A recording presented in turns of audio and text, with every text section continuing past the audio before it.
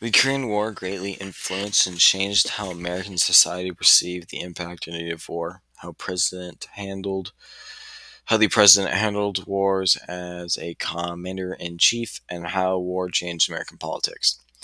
The Korean War started in 1950 between the Korean War, the Communists, and South Korea, the Democrats. The reason why America joined the war was to save democracy in Korea from the Soviet Union while being in the beginnings of the Cold War.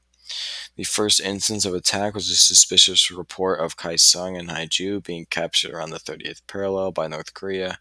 The aggression to capture by North Korea was not confirmed to be true and caused separation between the Democrats and Republicans on the truthfulness of the claims. Then a report of attack beyond the peace deal of the 30th parallel was given to a UN secretariat from the United States ambassador in South Korea. The war had officially just begun. In the first couple weeks of the war, nobody knew where the North and South Korean armies were. The theories came out on why the North Koreans broke the 30th parallel deal. Some groups of thought Soviet aggression, some thought pressure from the West, some thought the Soviets wanted the US to begin the war of China. The Korean War went on for 3 years, from 1950 to 1953, and ended with a DMZ, a demilitarized zone, on a 30th parallel, but without a peace deal, leaving North and South Korea still at war today. American society started to dislike the war and the slippery slope of the Korean War. A protest broke out in Madison Square Garden over joining the war. The protesters were communists and friends who said the Korean War was a consequence of letting the Soviets do whatever they desired and Democrats letting them do it. Their main motto was America shouldn't join the war and leave American hands off Korea. The rally was the first major the war rally in modern times and started a catalyst for the protests of war in America, specifically Vietnam. Polls were done during the time of war, and 57% of the population believed the Cold War could escalate to a World War. Because of a threat of a world war or a nuclear war, Americans began to hoard supplies such as food, fabric, and furniture, and even cars. Americans started to fear the war was the longer it went on instead of the patriotism of the beginning of war. A couple of stores such as Macy's tried to tell Americans that the war had passed and there would be no reason to hoard supplies. In hindsight, Macy's was right, and many Americans were much poorer because of the excessive spending. After the war, Americans continued to protest about the Korean War into the Vietnam War, where most Americans were familiar with where most Americans are most familiar with the heavy amount of college-age students protesting war against war in California, and this was started because of the Korean War protests being the catalyst for full-time war protests. President handling war, President Truman pushed the power of the presidency during the war and established stereotypes of America. Truman declared war on North Korea without the approval of Congress. While Congress would have allowed Truman to declare war, he is required to seek approval by Congress due to the checks and balances. Truman believed he had the ability to legally declare war without congressional approval, which is completely wrong. How could he think that he could with the precedent already being set on how the president could declare war?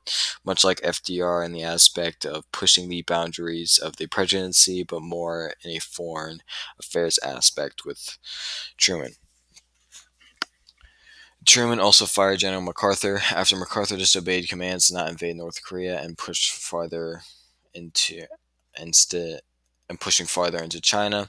Truman never got a second opinion from his cabinet or his Secretary of Defense on this decision. Again, the Secretary of Defense would probably agreed to it, and Truman was not in the wrong for not getting a second opinion, but he broke the precedent set by other presidents to get a second opinion on firing your head general in the army.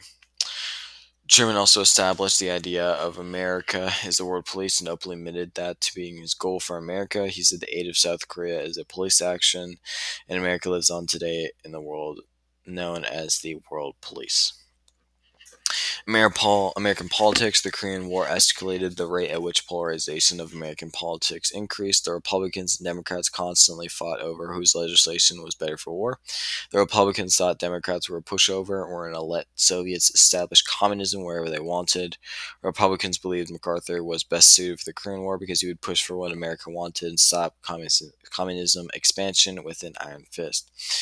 Democrats also had a good point about Joseph MacArthur, a Republican senator, because he caused the second Red Scare, more commonly known though as McCarthyism, because he attacked Democrats for their fear of the Soviet Union and the common people or the common public, and fearing about the if we don't attack communism that it could get worse in the world and be too far too gone to change back.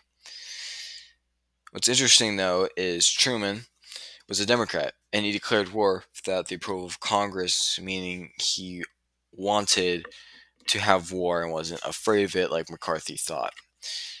Throughout the war, the Korean War, there were back and forth attacks on the Democrats and Republicans, increasing the polarization even more at a faster rate than previously before because of due to a wartime.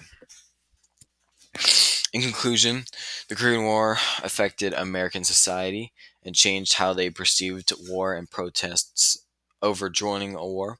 Truman pushed the boundaries set on a president during wartime, changing the strictness of checks and balances to a more firmer grip, and the Korean War caused a rapid escalation of polarization between the Democrats and Republicans because of a wartime.